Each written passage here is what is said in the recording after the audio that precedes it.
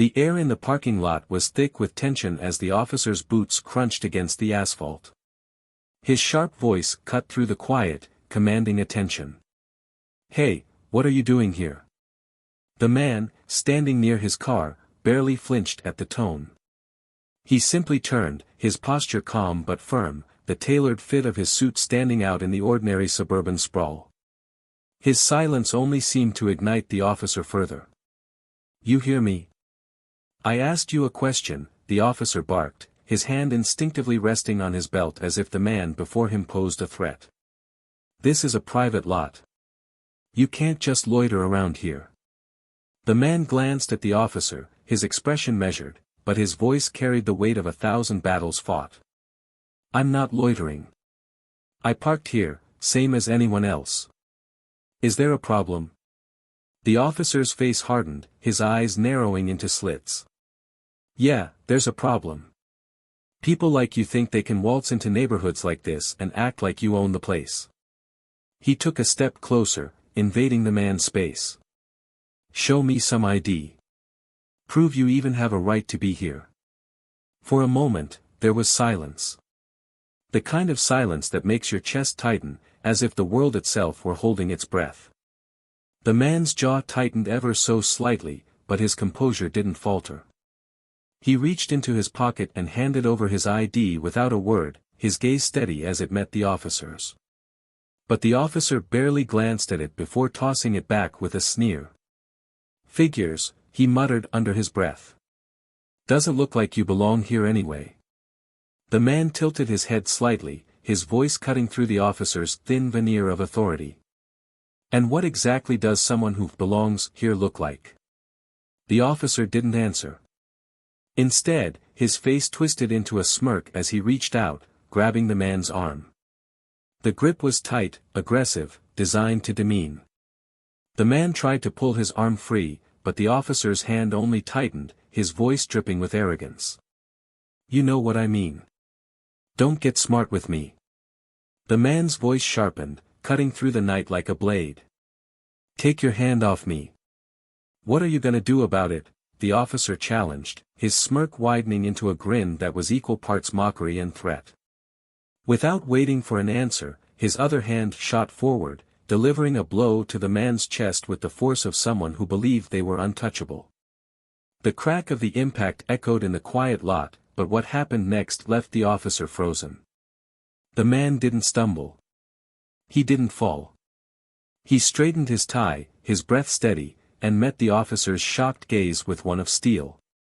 And then, in one swift motion, he struck back. Not out of anger, but with the precision and control of someone who had spent years mastering the art of restraint. The officer reeled, staggering back as his hand shot to his face, the disbelief plain on his features. "What the hell?" the officer started, his voice cracking as he stared at the man before him. But the man didn't answer. He stood tall, his presence suddenly commanding the space in a way that made the officer's authority seem laughable. "You really don't know who I am, do you?" the man finally said, his voice calm but laced with a quiet fury that sent a chill through the air. The officer blinked, his arrogance faltering for the first time. "You think you can just assault a cop and walk away? You're done. Finished." You'll what?" the man interrupted, his voice now a low, dangerous rumble. "You'll call for backup? File a report? Go ahead. Make that call. But when you do, be ready to explain why you assaulted the new chief of police." The officer's mouth opened, then closed, his face draining of color as the words sank in. Chief of police. The realization hit him like a freight train, and for a moment, the world seemed to tilt off its axis. He stumbled back, his hand still clutching his face, his confidence crumbling with every passing second. But the man didn't stop there. He took a step closer, his voice calm but cutting as he spoke. "You think that badge makes you untouchable? You think you can get away with treating people like this just because you wear a uniform? Let me tell you something. That badge doesn't protect you from accountability. And tonight, you're going to learn exactly what that means." The officer's radio crackled to life at his hip, but he didn't move to answer it. His hands trembled as he stared at the man before him, his mind racing with the weight of what he had just done. And as the reality of the situation began to set in, one question loomed above all else. What happens to a man who believes he's above the law when he finally comes face to face with justice? Stay tuned. This is only the beginning. At Plough of Twist, we stand firmly against racism and any form of discrimination. To every black viewer watching this video, know that you are seen, valued, and supported. Your voice matters, your experiences matter, and we are here to share stories that reflect the fight for justice and equality. Today's story is one of courage, resilience, and the undeniable power of standing up against injustice. Stay with us for this impactful journey, and if you enjoy these stories, make sure to subscribe to our channel. Let's keep growing together. Now, sit back and enjoy the story. The city of Brixton had always been a place of contrasts. On one side, a thriving downtown district with skyscrapers that shimmered in the sunlight, cafes where professionals gathered to sip overpriced coffee, and neighborhoods where pristine lawns framed picturesque homes.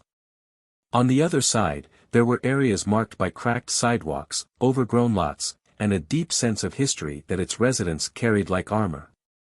For many, it was a city defined by who you were, where you came from, and the invisible boundaries that told you where you didn't belong. At the center of this story was Marcus Hayes, a man who had spent his life navigating those boundaries. Born and raised in Brixton's Elmwood neighborhood, Marcus was no stranger to the systemic challenges that came with being black in America, let alone in a city with a long and complicated history like Brixton's. Elmwood was the kind of place that bred resilience. Its streets were alive with the sounds of children playing, music spilling from open windows, and the chatter of neighbors who looked out for one another. Marcus had grown up amidst it all, learning early on the value of hard work, community, and standing tall in the face of adversity. His father had been a firefighter, a local hero who was as much a part of the neighborhood as the corner store or the church on Maple Street. His mother, a schoolteacher, had instilled in Marcus a deep respect for education and the power of knowledge. From them, Marcus learned the importance of service, integrity, and never letting anyone make you feel less than you were.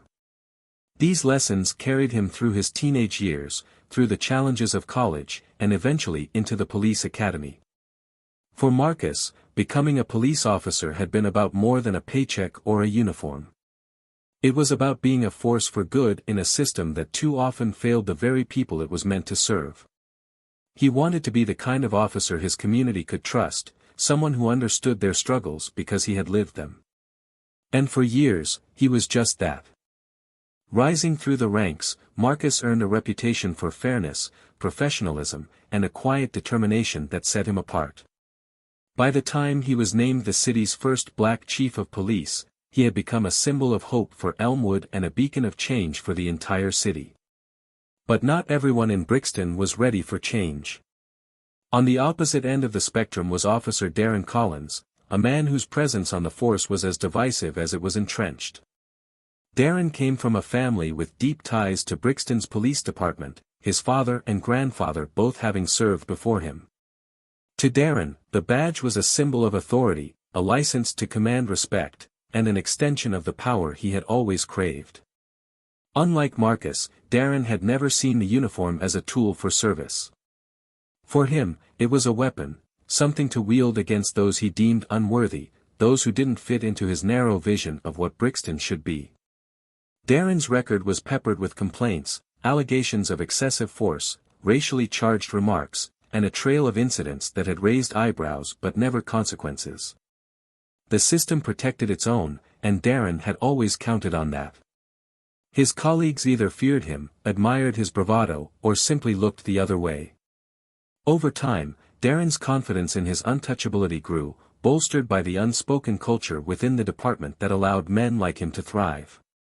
The day Darren and Marcus crossed paths began like any other. It was a crisp autumn morning, the kind where the air carried the faint smell of leaves and the city seemed almost peaceful.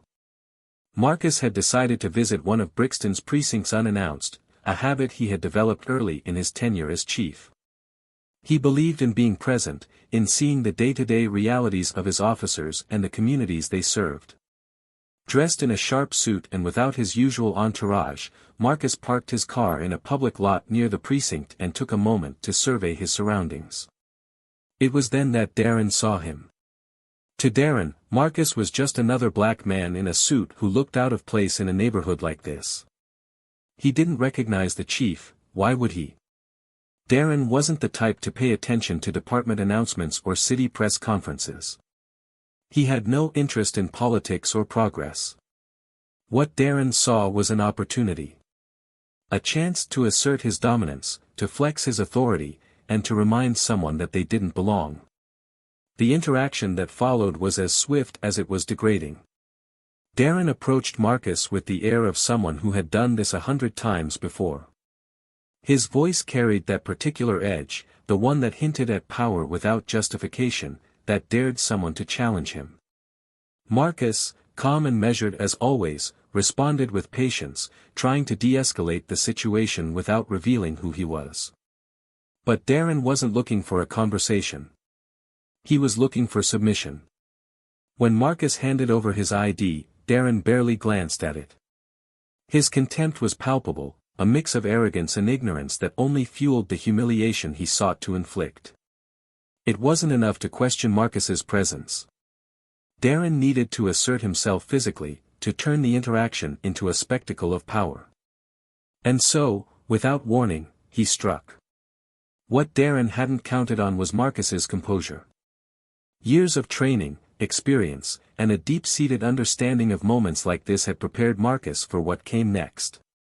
He didn't retaliate in anger, but with a controlled response that left Darren stunned. In that moment, the dynamics shifted. The man Darren had sought to humiliate stood tall, his presence filling the space in a way that left no room for doubt. As Marcus calmly revealed his identity, Darren's world began to unravel. The man he had just assaulted wasn't some nameless figure he could intimidate into silence. He was the chief of police, a man with the power to dismantle everything Darren had built his career on. And as the weight of that realization settled over Darren, the question hung in the air, unspoken but unavoidable. What happens when the hunter becomes the hunted? The stage was set, the lines drawn, and the story that followed would not only test the limits of justice but reveal the true character of everyone involved. The precinct buzzed with the usual hum of activity, phones ringing, officers shuffling papers, muted conversations about cases both mundane and serious. The atmosphere was familiar to Marcus Hayes, almost comforting in its routine chaos. But today, as he walked into the building with the weight of the morning's incident still fresh, the air felt different. Subtle glances followed him, whispers exchanged in corners. It didn't take long for word to travel, even without Marcus saying a word about what had transpired in the parking lot. He kept his composure as he moved through the halls, his sharp gaze landing on everyone he passed. He could feel the tension, the curiosity buzzing just beneath the surface. A few officers nodded respectfully, others avoided eye contact altogether. Marcus wasn't one to command attention with his presence alone, but today there was a gravity to him that couldn't be ignored. In his office, Marcus sat in silence for a moment, staring out the window at the city he had sworn to protect. The events of the morning replayed in his mind, the sneer on Darren's face, the arrogance in his voice, the weight of his fist. Marcus had dealt with men like Darren before, but never this close, never with such blatant disregard for who he was or what he represented. The sting of humiliation burned, not for himself, but for what it symbolized.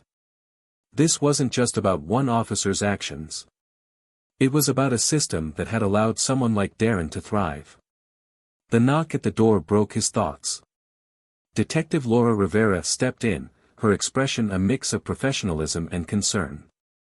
Laura had been one of Marcus's earliest allies when he took over as chief, a sharp, dedicated officer who believed in the same ideals he did. She closed the door softly behind her, her voice low. "I heard something happened this morning," she said, her eyes searching his face. "People are talking, but no one knows the full story. Are you okay?" Marcus let out a slow breath, leaning back in his chair. I'm fine, Laura.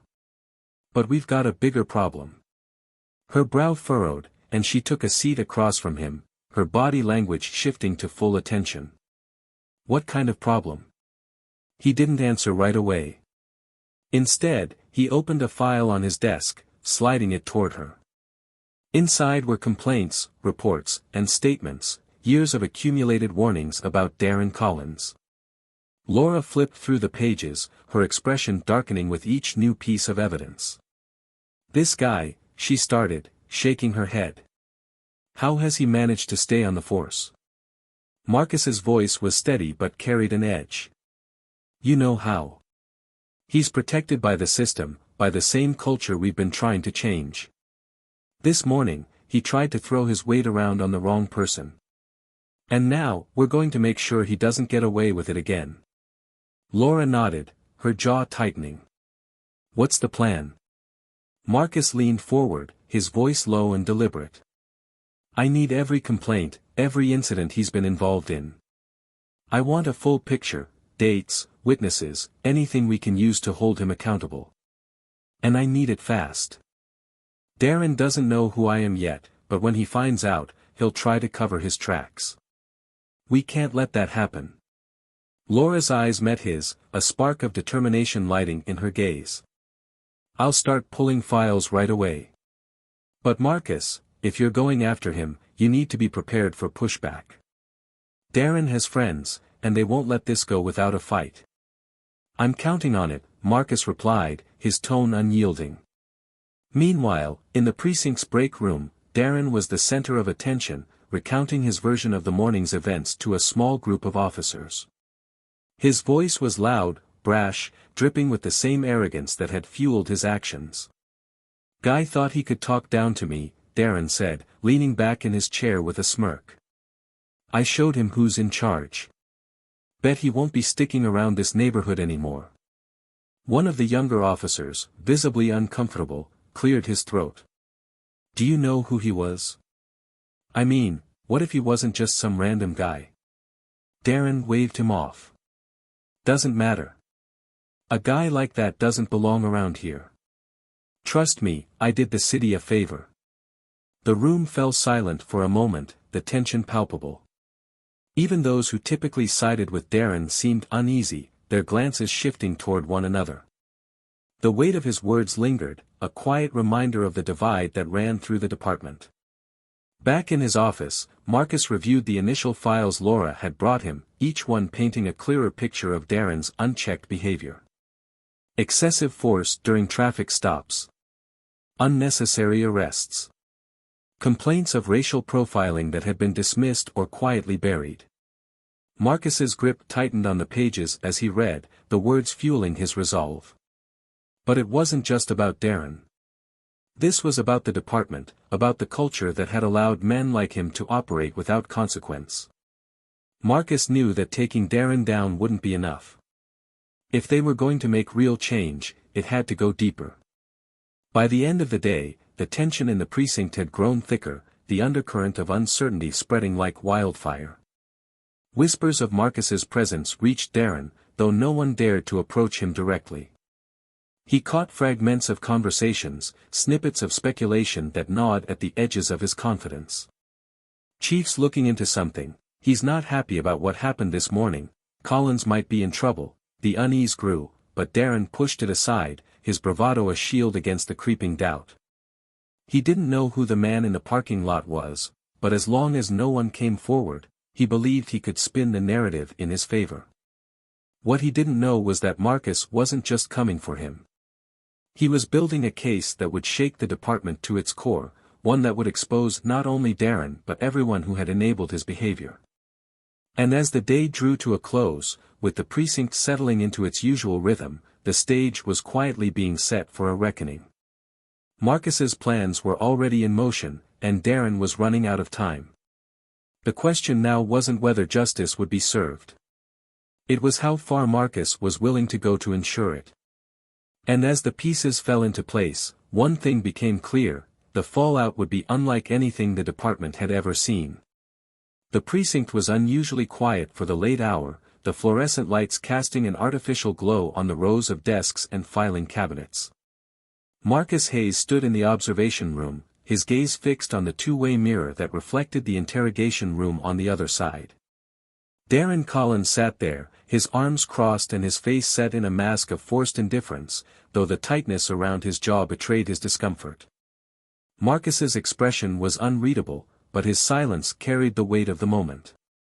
Laura Rivera stood beside him, a file in her hand, her own face a mixture of determination and unease.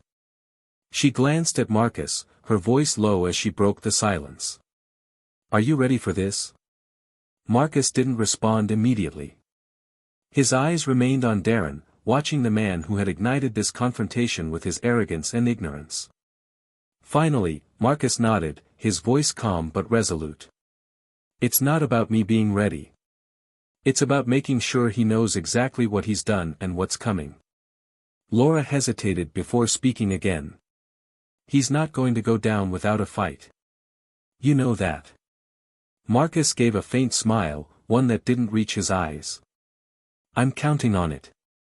Inside the interrogation room, Darren shifted in his seat, his patience visibly thinning. He glanced at the mirrored wall, his disdain evident as he muttered under his breath. When the door finally opened, his eyes snapped to it, narrowing as Marcus stepped inside. Marcus closed the door behind him, the click echoing in the still room. "You've got some nerve, don't you?" Darren started, his tone dripping with defiance.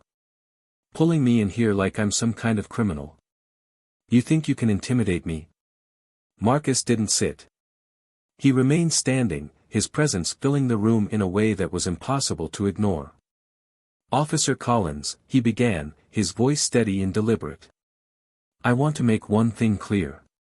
This isn't about intimidation. This is about accountability." Darren let out a sharp laugh, shaking his head. Incredulously. "Accountability? For what?" "Doing my job." "You're wasting your time, Chief. I didn't do anything wrong." Marcus raised an eyebrow, his expression unflinching. "You didn't do anything wrong. Let's talk about that. Let's start with the parking lot this morning. You saw me, assumed I didn't belong, and decided to make it your mission to remind me of my place. Is that about right?" Darren's smirk faltered for a split second before he recovered, his tone defensive. "I don't know what you're talking about. I was doing my duty. You looked suspicious." Marcus leaned forward slightly, his voice dropping to a lower, sharper tone. "I looked suspicious. Is that what you tell yourself to justify what you did? Grabbing me. Hitting me. Humiliating me because you thought you could get away with it.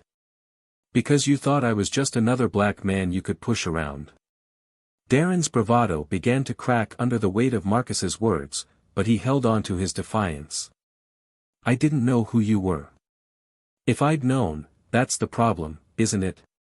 Marcus interrupted, his voice cutting through Darren's excuses like a blade.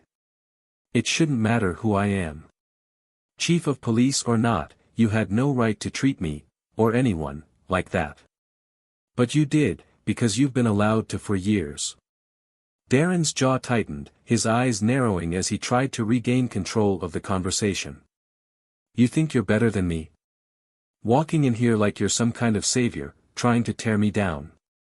You don't know what it's like out there, dealing with people who don't respect us, who don't respect the badge." Marcus straightened, his gaze never wavering. "Don't you dare talk to me about respect. Respect is earned, not demanded at the end of a fist or a gun. And the badge you're so quick to hide behind? It's not a shield for your ego or your prejudice. It's a symbol of service, of justice. Two things you've clearly forgotten." The room fell into a heavy silence, the tension palpable as Marcus's words hung in the air. Darren's composure was slipping, his bluster giving way to a simmering frustration he could no longer mask. "So what now, huh? You think you're going to ruin me? Destroy my career? Go ahead. See if I care." Marcus's voice was cold, each word measured and deliberate. This isn't about ruining you, Darren. This is about holding you accountable. You've left a trail of damage, complaints, and ruined lives in your wake. And it ends here. Darren leaned back in his chair, forcing a smirk that didn't quite reach his eyes. You don't scare me, Hayes. I've seen guys like you come and go. You think you're making a difference, but you're just another cog in the machine. You'll burn out, just like the rest of them. Marcus's expression didn't change, but there was a quiet intensity in his eyes as he replied. Maybe I will. But not before I make sure men like you are held accountable. Not before I make it clear to this department, to this city, that there's no place for what you represent. The door opened again, and Laura stepped inside, a thick folder in her hands. She placed it on the table in front of Darren, her gaze steady as she spoke. This is everything we've got on you. Every complaint, every incident, every time you abused your authority and thought no one would notice. It's all here. Darren stared at the folder, his confidence faltering as he realized the depth of what he was up against. Marcus stepped closer, his voice quiet but firm. You can either take responsibility for your actions, or you can keep pretending you're untouchable. Either way, the truth is coming out. The choice is yours. Darren's silence was deafening, his bravado stripped away as the weight of the evidence pressed down on him. For the first time, he looked uncertain, his gaze darting between Marcus and Laura as he tried to calculate his next move. Marcus didn't wait for an answer. He turned to leave, his final words hanging in the air like a challenge. You wanted to know who I was this morning. Now you know. And you're going to remember it. As the door closed behind him, the stage was set for what was to come. Darren had spent years believing he was untouchable, but the cracks in his armor were finally beginning to show. And Marcus was just getting started. The door to Marcus's office shut softly behind him, the weight of the confrontation with Darren still heavy in the air. Laura was waiting for him in the corridor, her arms crossed, her expression unreadable. As he approached, she fell into step beside him, her voice low but firm. He's not going to go down quietly. You saw it in his face, she said, glancing sideways at Marcus. That man is a cornered animal. He's going to fight this with everything he has. Marcus kept his gaze forward, his tone steady. Let him. Every excuse, every lie he tries to spin, it only strengthens the case against him. He doesn't realize that the very system he's relied on to protect him is starting to turn. Laura hesitated, then spoke again. The others, some of them are going to push back too. You're going after more than just Darren now. You're exposing cracks in the foundation. Marcus stopped and turned to face her, his expression unwavering. Laura, we didn't take these jobs to keep the foundation intact if it's rotten. We took them to fix what's broken, to make it better, no matter how many people try to stand in the way. She studied him for a moment, her eyes searching his. I'm with you. You know that. But Marcus, this fight won't just be about Darren. It's going to get messy. And you're not exactly making friends out there. I'm not here to make friends, he replied without hesitation. I'm here to make sure people like Darren don't get to keep hiding behind a badge. If that means ruffling some feathers, so be it. Meanwhile, in the interrogation room, Darren sat alone, his hands clenched into fists on the table. The folder Laura had placed in front of him remained untouched, its presence taunting him like a physical manifestation of his worst fears. His thoughts churned, oscillating between anger and panic. The smug confidence he had clung to earlier was slipping through his fingers, replaced by a gnawing realization that this time, he might not be able to talk his way out. The door opened again, and another officer entered. This one, Officer Brian McKinley, had worked alongside Darren for years. His presence was both familiar and unnerving, and Darren's eyes narrowed as Brian pulled up a chair and sat across from him. What the hell are you doing here? Darren snapped, his voice sharp and defensive. Brian leaned back slightly, his tone calm but carrying an undercurrent of tension. I thought you could use a friend right about now. Darren scoffed, shaking his head. Friend? Right. You're here to spy for Hayes, aren't you? To see if I'll crack. Brian's expression hardened. I'm here because you're in over your head, Darren. And I don't think you even realize how deep. Darren leaned forward, his voice low and biting. You think I'm just going to roll over and let them destroy me? You think I'm scared of Hayes? You should be, Brian replied bluntly. Do you even know who he is? What he's done? The man's not playing games, Darren. He's built his career on integrity and accountability. He's not going to back down, not for you, not for anyone. Darren's jaw clenched, his anger boiling just beneath the surface. You think I care about his little crusade? He's just another suit trying to look good for the cameras. Brian shook his head, his frustration evident. You don't get it, do you? This isn't just about you. Hayes isn't doing this for appearances. He's doing it because you crossed a line you can't come back from. And he's got everything he needs to make sure you're held accountable. Darren stared at him, his mind racing. For the first time, doubt began to creep into his expression. You think they'll just get rid of me? Like that? Brian's tone softened, but his words were no less damning. They don't need you, Darren. You've been a liability for years. The department's been covering for you because it was easier than dealing with the fallout. But now? Now you've given them a reason to cut ties, and they're not going to waste it. Silence filled the room, thick and suffocating. Darren's confidence, once so unshakable, was crumbling under the weight of Brian's words. But his pride, his stubborn refusal to admit defeat, kept him clinging to the edges of his crumbling facade.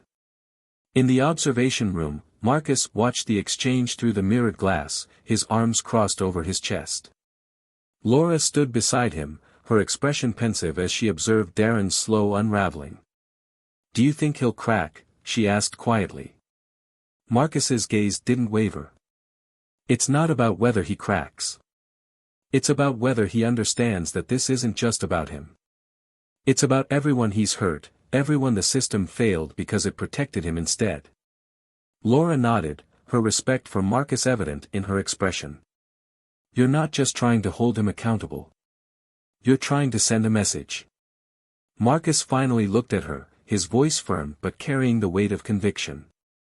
Darren Collins isn't the first, and he won't be the last. But if we don't start somewhere, nothing changes. Back in the interrogation room, Darren's defiance finally gave way to something more vulnerable, fear. He leaned back in his chair, his gaze dropping to the folder in front of him. For the first time, he seemed to fully grasp the magnitude of what was happening. What happens now? He asked, his voice quieter, almost resigned. Brian's response was measured, but there was no sugarcoating the truth. Now. Now you face the consequences of your actions. You own up to what you've done, or you let them bury you. Either way, this ends here. As the weight of those words settled over Darren, the room seemed to close in around him. The fight was leaving him, replaced by the cold, hard reality that the system he had relied on for so long was no longer on his side. In that moment, Darren Collins wasn't just a man facing accountability. He was a symbol of a larger reckoning, one that Marcus Hayes had worked his entire career to bring about. And as the pieces of the story fell into place, the stage was set for the final chapter, a chapter that would leave no doubt about the power of justice and the cost of standing on the wrong side of it. The precinct felt heavier in the days following Darren's interrogation. The air was thick with unspoken words, the usual rhythm of chatter and banter replaced by a quiet tension. Officers moved through the halls with careful precision, as though afraid that any wrong step might bring the weight of justice crashing down on the next. Marcus Hayes's presence loomed large, not because he demanded it, but because of what he represented, a shift, a reckoning, and the unyielding pursuit of accountability. In his office, Marcus sat at his desk, the folder on Darren Collins now closed and set aside. The evidence against him was overwhelming, but the fallout of exposing it was becoming more complicated by the hour. Laura Rivera was seated across from him, her face etched with concern as she went over the latest updates. "Four more officers have come forward," she said, her voice low but steady. "All of them with stories about Darren. Misconduct, excessive force, even a few that border on outright criminal behavior. They've been sitting on this for years." Marcus nodded, his expression serious but calm. "And the rest? Are they staying quiet, or are they circling the wagons?" Laura sighed, leaning back in her chair. "It's a mix. Some are starting to distance themselves, like they can feel the ship sinking. But others? They're doubling down. They see this as an attack, not just on Darren, but on the entire department. You're shaking the foundation, Marcus, and not everyone's ready for that." He leaned forward, resting his elbows on the desk and clasping his hands together. "The foundation needs to be shaken. What we're uncovering isn't just about Darren, it's about a culture that's let people like him thrive. If some of them feel threatened, maybe they should take a hard look at why." Laura hesitated before responding, her voice softer now. "Do you ever wonder if it's too much? If pushing this hard, this fast, is going to do more harm than good?" Marcus looked at her, his gaze unwavering. "The harm's already been done, Laura. To the people Darren targeted, to the communities that lost trust in us because of men like him. If we don't act now, if we don't take this opportunity to set things right, we're just as complicit as the ones who stood by and did nothing." She nodded slowly, her respect for Marcus clear in her expression. "Then we keep going. But you know this isn't just about Darren anymore. The higher-ups are starting to pay attention. They're worried about how this looks, about what it says about the department as a whole." Marcus let out a quiet breath, his voice calm but resolute. "Good. They should be worried. This isn't about saving face or managing optics. It's about rebuilding trust, one step at a time." Outside the office, the precinct was a hive of subdued activity. Darren Collins sat at his desk, his presence a stark contrast to the tension that surrounded him. His usual swagger was gone, replaced by a simmering resentment that he couldn't fully conceal. He kept his head down, avoiding eye contact with his colleagues, many of whom were now openly distancing themselves from him. One officer, a younger man named Eric, approached Darren cautiously, his voice low. "Hey, Collins. You okay?" Darren looked up, his expression hard. "What do you think?" "They've got me under a microscope. Hayes is gunning for me, and half this place is acting like I've got the plague." Eric shifted uncomfortably, glancing around to make sure no one was listening. "Look, I don't know what's true and what's not, but maybe it's time to own up. If there's even a chance that some of this stuff sticks, you're better off getting ahead of it." Darren's jaw tightened, his voice sharp. "You think I'm just gonna roll over and let them take everything from me? I've worked too damn hard for this. Hayes thinks he's some kind of hero, but he doesn't know what it's like out there, dealing with the scum we have to deal with." Eric hesitated, then spoke carefully. "Maybe he does. And maybe that's why he's doing this. Because he knows we're supposed to be better than this." Darren didn't respond, but the weight of Eric's words lingered as the younger officer walked away. For the first time, doubt began to creep into Darren's thoughts, gnawing at the edges of his defiance. As the hours turned into days, the situation continued to escalate. The community began to catch wind of what was happening, the story spreading through whispers and speculation. Protests started to gather outside the precinct, small at first but growing steadily as more details emerged. Signs bearing messages like "Accountability Now" and "No Justice, No Trust" were held high, the voices of the protesters echoing through the streets. Inside, Marcus met with city officials and department heads, each meeting more tense than the last. The pressure to contain the fallout was mounting, but Marcus refused to back down. He stood firm in his resolve, his calm demeanor a stark contrast to the chaos swirling around him. During one particularly heated meeting, the mayor leaned forward, his tone sharp. Chief Hayes, I understand your commitment to justice, but this is spiraling out of control.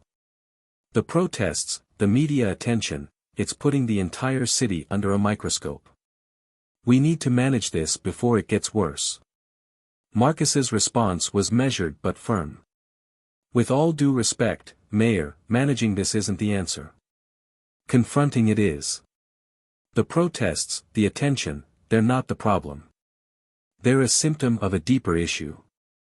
And the only way to fix it is to address it head-on. The mayor's expression darkened, but he didn't argue. Instead, he leaned back in his chair, his silence a reluctant acknowledgement of Marcus's point. Back at the precinct, Darren's world continued to shrink. His colleagues avoided him, his authority eroded by the mounting evidence against him. The weight of his actions, of the years of unchecked behavior, was finally catching up to him. And as the walls closed in, he found himself facing a choice he had never imagined he would have to make. Late one night, long after most of the precinct had emptied, Darren sat alone in the break room, his thoughts a whirlwind of anger, fear, and regret. The door opened, and Marcus stepped inside, his presence commanding but not overbearing. He took a seat across from Darren, his expression calm but serious.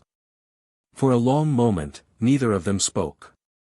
Then Marcus broke the silence, his voice low but steady. You've got a choice to make, Darren. You can keep fighting this, keep trying to deny what you've done. Or you can take responsibility and start making things right.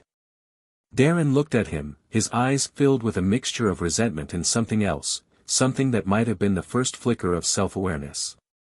And what happens if I don't? Marcus's gaze didn't waver. Then the truth comes out anyway. But it won't just be about you. It'll be about everyone who enabled you, everyone who looked the other way. And the damage that does won't just fall on your shoulders. It'll fall on the entire department. The weight of those words hung in the air, and for the first time, Darren seemed to fully grasp the magnitude of the situation. He leaned back in his chair, his expression unreadable as he stared at the table. The path ahead of him was clear, but whether he would take it remained uncertain. Marcus stood, his voice quiet but firm as he delivered his parting words. This is your chance, Darren. Don't waste it. As he walked away, the stage was set for the final act of a story that had already begun to reshape the fabric of the department and the city it served. The consequences of what came next would be felt by everyone involved, and the weight of those decisions hung heavy in the air, a reminder that justice, while often slow, was always inevitable. The precinct was shrouded in an uneasy quiet. The usual rhythm of the place, phones ringing, officers chatting, the shuffle of paperwork, was replaced with a tense, almost anticipatory silence. Everyone seemed to be holding their breath, waiting for the next move, the next revelation, the next consequence. Darren Collins, once a loud and dominant presence, now seemed to shrink in his own shadow. He sat at his desk, flipping through paperwork he wasn't reading, his focus elsewhere. His mind raced, a torrent of thoughts, fears, and bitter resentment battling for dominance. Laura Rivera walked past him, her gaze flicking toward him briefly before she turned her attention to Marcus's office door. Inside, Marcus was leaning over his desk, reviewing yet another set of documents that painted a grim picture of Darren's legacy within the department. It wasn't just Darren anymore, it was what his behavior represented, the culture that allowed it, and the systems that had protected him. Every new file, every testimony that landed on Marcus's desk, added another layer to the picture. Laura knocked softly before stepping inside. Marcus glanced up, his expression calm but weary, and gestured for her to sit. She held a folder in her hand, one that she placed carefully on his desk before speaking. Another officer came forward. This one's big. Says Darren falsified a report to cover up excessive force on a minor 3 years ago. It's backed by video footage that was suppressed. Marcus's brow furrowed, his fingers brushing against the edge of the folder. How many more are going to come forward, he murmured, though the question seemed more to himself than to her. Laura leaned forward, her voice carrying a mix of determination and caution. Marcus, this is snowballing. Every time one person speaks up, it's giving others the courage to do the same. That's good, but it also means we're looking at something much bigger than Darren. If we don't handle this carefully, it could unravel the entire department. He nodded slowly, his gaze dropping to the folder in front of him. That's the point, Laura. The department needs to unravel if it's this broken. But I understand what you're saying. We can't lose control of this. She hesitated, then said softly, the higher-ups are getting restless. They're not saying it outright, but you can feel it. They're worried this will spiral into something they can't contain. Marcus straightened, his voice steady. Good. Let them worry. They've spent too long ignoring the cracks in this system. If this makes them uncomfortable, it means we're doing something right. Meanwhile, Darren was sitting alone in the break room, his mind replaying Marcus's words from their conversation the night before. This is your chance, Darren. Don't waste it. The words echoed in his head, louder now as the walls around him seemed to close in. He thought about all the moments that had brought him to this point, the choices he'd made, the corners he'd cut, the people he'd hurt. He had always justified it to himself, always found a way to shift the blame. But now, as the weight of his actions pressed down on him, he found himself questioning everything. The door to the break room opened, and Brian McKinley stepped inside, his expression cautious. Darren looked up, his eyes narrowing. What do you want? He snapped, his voice defensive. Brian raised his hand slightly, a gesture of peace. Relax, Collins. I'm not here to lecture you. I just thought you might want to talk. Darren scoffed, leaning back in his chair. Talk about what? How everyone's turned on me. How Hayes is trying to ruin my life. Brian pulled out a chair and sat across from him, his tone calm but firm. You know that's not what this is about. Hayes isn't ruining your life, Darren. You did that yourself. Darren's jaw tightened, his hands clenching into fists. You don't know what it's like. Being out there, dealing with people who hate you just because you wear a badge. It gets to you. Makes you hard. Brian's gaze didn't waver. I know exactly what it's like. I've been out there too, Darren. But I didn't let it turn me into, whatever this is. We took an oath to protect and serve. That doesn't mean taking out your frustrations on the people we're supposed to protect. Darren's defenses began to crumble, his voice quieter now. It's not that simple. You think I wanted to end up like this? It just happened. Brian leaned forward, his voice sharp but not unkind. It didn't just happen. You made choices, Darren. And now you're paying for them. The question is, what are you going to do about it? Darren didn't answer, his gaze dropping to the table. For the first time, he looked truly lost, as though the weight of his actions was finally sinking in. Brian watched him for a moment before standing, his parting words carrying a quiet finality.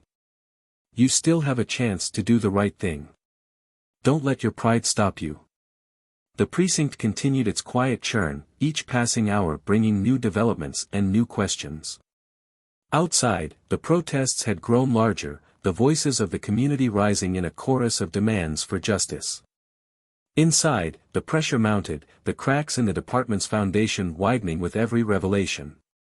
In his office, Marcus sat across from the mayor once again, their conversation tense. The mayor's frustration was evident, his voice sharp as he spoke. You need to get a handle on this, Marcus. The media's eating it up, the protests are getting louder, and the department's credibility is on the line. Marcus met his gaze steadily. The department's credibility has been on the line for years.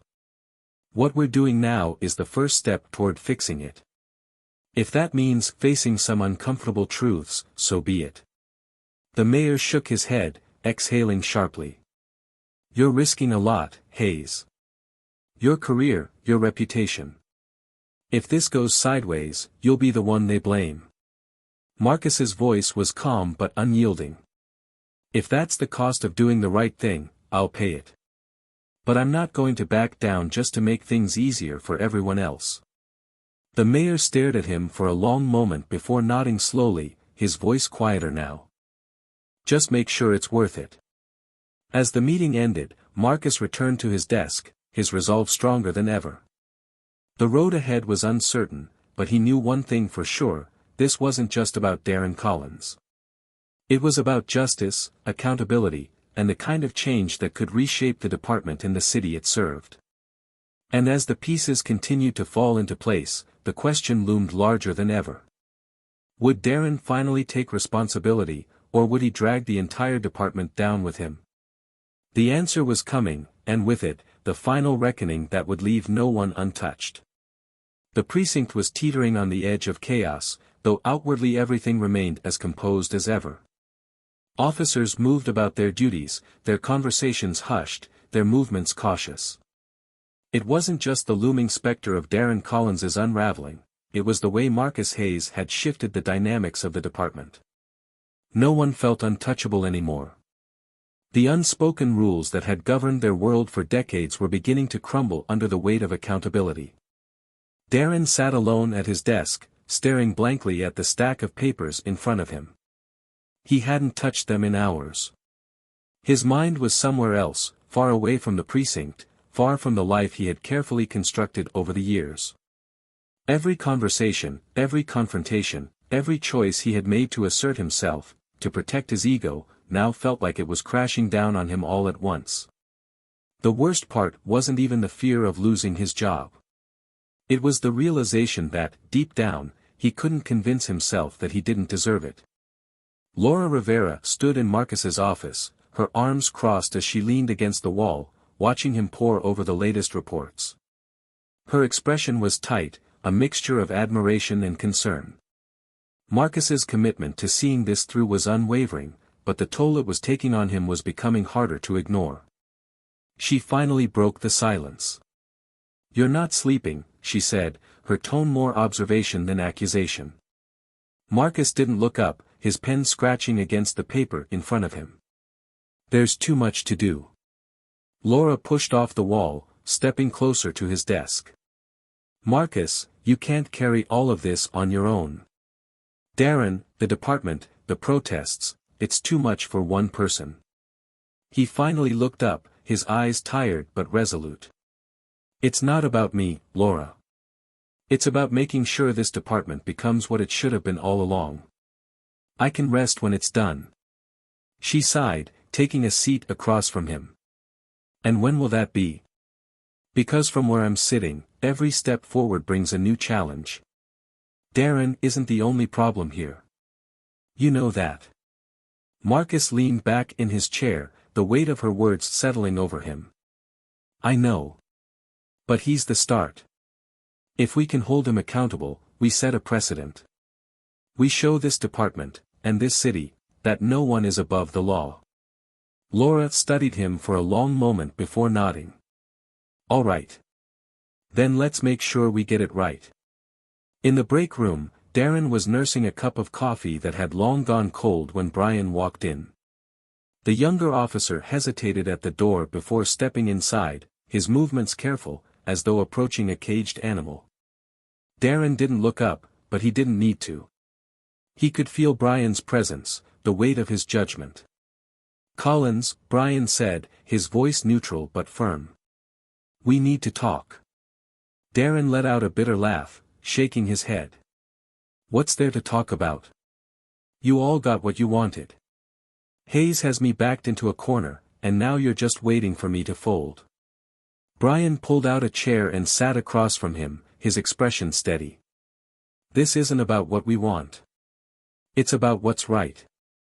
And whether you like it or not, you're the only one who can decide how this ends."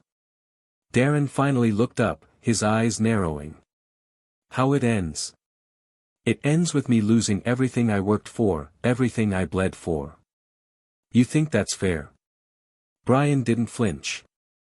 "I think fairness left the table a long time ago. This isn't about fair, Darren. It's about justice. And you don't get to hide behind excuses anymore. You need to own this. Darren's jaw tightened, his fists clenching on the table. You think I'm the only one? You think I'm the only person in this department who's crossed a line? Why me, huh? Why am I the one taking the fall? Brian's voice was calm, but there was steel beneath it. Because you're the one who got caught. And maybe you're right, maybe you're not the only one. But someone has to be first. Someone has to be the example. Darren's laugh was bitter, almost cruel. An example. That's all I am to you people. A scapegoat to make Hayes look good. Brian leaned forward, his voice dropping. No one's asking you to be a scapegoat. We're asking you to be accountable. There's a difference, and you know it. Darren didn't respond, his gaze dropping back to his coffee. For a moment, the room was silent, the weight of the conversation pressing down on both of them. Elsewhere in the precinct, Marcus was meeting with the city's legal team, their conversation tense and loaded with implications. The lawyers were cautious, their words carefully chosen as they laid out the potential fallout of pursuing charges against Darren. This is going to open a can of worms, one of them said, their tone sharp. If we prosecute Collins, it sets a precedent. Other officers might come under scrutiny, and that could lead to a full-blown investigation into the department. Marcus didn't flinch. That's the point. This department needs to be investigated. We need to root out the corruption, the misconduct, the culture that's allowed people like Collins to thrive. If that means facing some hard truths, so be it. The lawyer sighed, exchanging a glance with their colleague. You know this could cost you your career, right? If this blows up, you'll be the one they blame. Marcus's gaze didn't waver. If that's the price of justice, I'll pay it. The room fell silent, the weight of his words hanging heavy in the air. The legal team nodded reluctantly, their expressions a mixture of respect and resignation. They knew Marcus wouldn't back down, and in that moment, they realized just how far he was willing to go to see this through. Back in the break room, Darren was still sitting with Brian, the tension between them palpable. Finally, Darren broke the silence, his voice quieter now, almost resigned. What happens if I come clean? He asked, his gaze fixed on the table. Brian's tone was steady, almost gentle. You take responsibility for what you've done. You face the consequences. But you also get a chance to start over, to rebuild. It won't be easy, but it'll be honest. Darren let out a long breath, his shoulders sagging. For the first time, he looked truly defeated. But beneath the defeat, there was something else, a flicker of something that might have been resolve. As the day wore on, the pieces continued to fall into place. The protests outside the precinct grew louder, the voices of the community demanding justice and accountability. Inside, the tension reached a boiling point, every officer feeling the weight of the moment. And at the center of it all, Marcus Hayes remained steadfast, his commitment to justice unshaken. The final decision was looming, the moment that would determine the course of not just Darren's future, but the future of the entire department. The question wasn't just whether Darren would take responsibility, it was whether the department itself would rise to the occasion and become the institution it was always meant to be. And as the precinct braced for what came next, one thing was clear, there was no turning back. The precinct was buzzing as the sun dipped below the horizon, the evening casting long shadows across the city. Outside, the protests had swelled to their largest yet, a sea of voices demanding justice and accountability. Inside, the weight of the moment pressed on every corner of the department. It was clear to everyone that things would never return to the way they were, and for Marcus Hayes, that was precisely the point. In the main conference room, Marcus stood at the head of the table, facing a panel of city officials, legal representatives, and department heads. Darren Collins was seated off to the side, flanked by his attorney, his expression unreadable. The evidence against him had been presented, the testimonies laid bare, and now, the final decision loomed. Marcus's voice was calm but resolute as he addressed the room, his words carrying the weight of the past weeks. "This isn't just about Darren Collins," he began, his gaze sweeping across the room. "It's about a culture that allowed misconduct to thrive unchecked. It's about a department that failed the people it swore to protect. Darren's actions are inexcusable, but they're not isolated. If we don't address the root of this problem, we're condemning ourselves to repeat it." The room was silent, the gravity of his words sinking in. Darren's attorney shifted uncomfortably, clearly aware of how damning the case had become. Finally, Darren himself spoke, his voice quieter than anyone had ever heard it. "I messed up," he said, his gaze fixed on the table. "I let the badge go to my head. I hurt people, and I can't take that back. But I'm willing to face the consequences. Whatever they are." The admission hung in the air, surprising everyone, including Marcus. It wasn't redemption, but it was a step toward accountability, a crack in the wall Darren had spent years building around himself. Marcus nodded slightly, his expression softening, but his resolve remained firm. "Taking responsibility is the first step," Marcus said, his tone measured. "But it doesn't end there.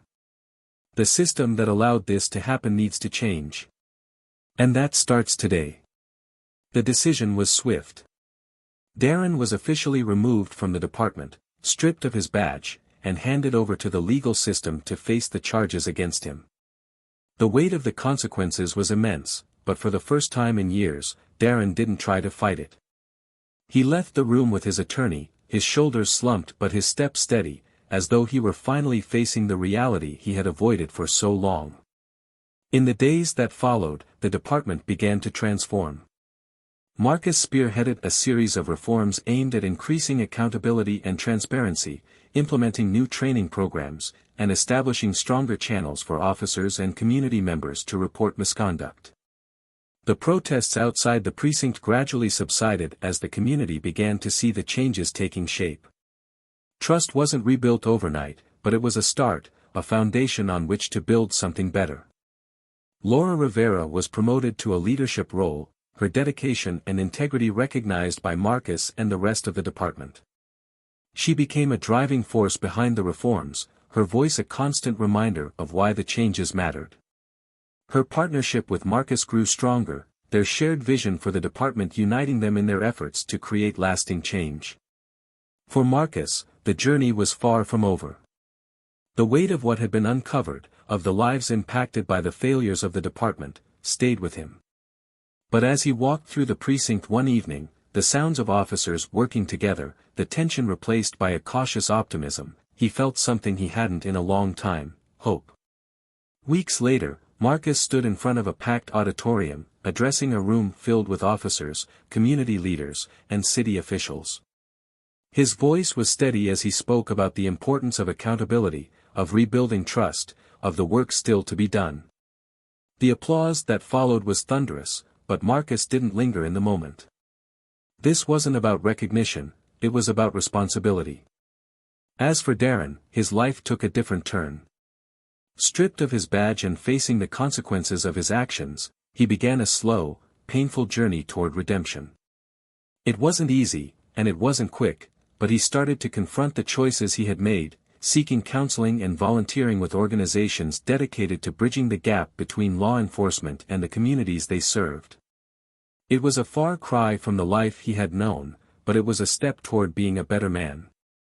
In the end, the story of Darren Collins wasn't one of complete redemption, but one of accountability and the possibility of change. The story of Marcus Hayes, however, was one of leadership, resilience, and the power of standing up for what's right, even when the odds are against you. His efforts didn't just change the department, they inspired a city to believe in the possibility of justice. This story reminds us of the importance of accountability, not just for those in power, but for all of us. It shows us that change is possible, but it requires courage, persistence, and a willingness to confront uncomfortable truths. What would you have done in Marcus's position? Would you have had the strength to stand up against a system that seemed unchangeable? Or in Darren's shoes, could you have admitted your mistakes and faced the consequences? Let us know in the comments below. we'd love to hear your thoughts. If this story moved you, if it made you think about the importance of justice and the power of doing what's right, make sure to subscribe to our channel, Tales of Twist. We're here to bring you stories that challenge, inspire, and remind you of the complexities of the world we live in. Don't forget to hit that like button and share this story with someone who needs to hear it. Thank you for joining us on this journey, and we'll see you in the next twist.